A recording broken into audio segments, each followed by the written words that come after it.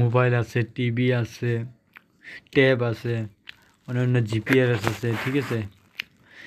এইগুলোর সেটিং করার জন্য আপনি কি করতে লাগে, ট্র্যাক করার জন্য যদি আপনার ডিভাইসটা বন্ধ করে রাখছে, অফ করে রাখছে, তাও আপনি ট্র্যাক করতে পারবেন, ঠিক আছে। তো এইটার জন্য কি করতে লাগবে, আপনার মোবাইল অথবা ট্যাব ইয়া ল্যাপটপ যেটাই আছে ডিভাইস, ঠিক আছে, ওটার আপনি সেটিংয়ে যাবেন, ঠিক আছে। সেটিং আসার পরে আপনি গুগল সার্ভিস, গুগলে ক্লিক করবেন, ঠিক আছে। ক্লিক করার পরে অল সার্ভিসে ক্লিক করবেন। অল সার্ভিসে ক্লিক করার পরে আপনি নিচে আসবেন। নিচে আসার পরে আরও আসবেন, দেখবেন পার্সোনাল অ্যান্ড ডিভাইস সেফটি লেখা আছে। তো এইখানে আসার পরে আপনি কি করবেন, ফাইন্ড মাই ডিভাইসে ক্লিক করবেন। ফাইন্ড মাই ডিভাইসে ক্লিক করার পরে আপনি লিখবেন, দেখবেন নিচে আছে ফাইন্ড ইউর অফলাইন ডিভাইস, ঠিক আছে। এইখানে আপনি ক্লিক করবেন।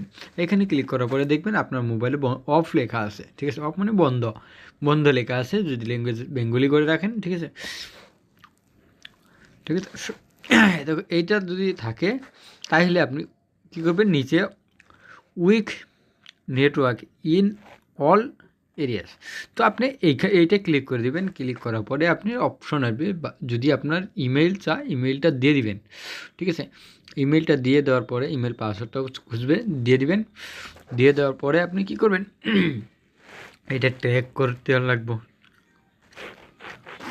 এরপর আপনি হোম স্ক্রিনে আসার পরে আপনি যে কোনো ব্রাউজারে যাবেন। ব্রাউজারে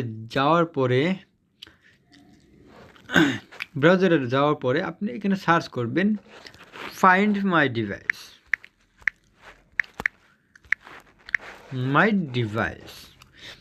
ঠিক আছে। ফাইন্ড মাই ডিভাইস সার্চ করার লগে লগে আপনি ফাইন্ড মাই ডিভাইস এইখানে গুগলের সার্ভিস দেখুন, গুগলের সার্ভিস থেকে আসছে, ঠিক আছে। এইখানে ফাইন্ড মাই ডিভাইসে ক্লিক করবেন, ঠিক আছে। এটা ক্লিক করার পরে আপনি এখানে কি করবেন, সাইন ইন করে নেবেন, ঠিক আছে। তো আমি ফিঙ্গারপ্রিন্ট দিয়ে সাইন ইন করে নিচ্ছি।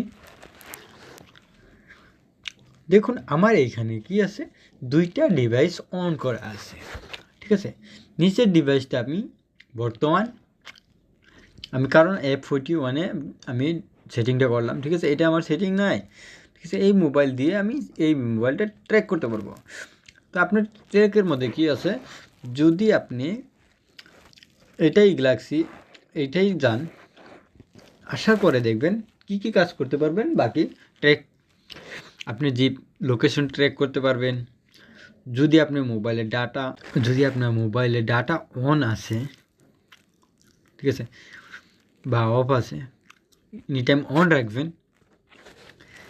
ঠিক আছে। তো এটার মধ্যে আপনার কোনো প্রবলেম হইব না।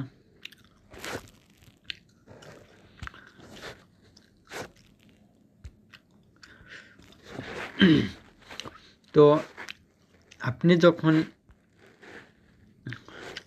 এটা করবেন, করার পরে কী করবেন, দেখবেন এখানে প্লে সাউন্ড, যদি আপনি কোনো বেডের তলে আছে মোবাইল বা কোনো জায়গায় শুইছেন বা রাখছেন, আপনি কইতে পারতেছেন না, তাহলেও আপনি এখান থেকে প্লে সাউন্ড মারার পরে আপনি ডিভাইসটা দেখতে পারবেন, লাগালাগ সাউন্ড হয়ে যাব।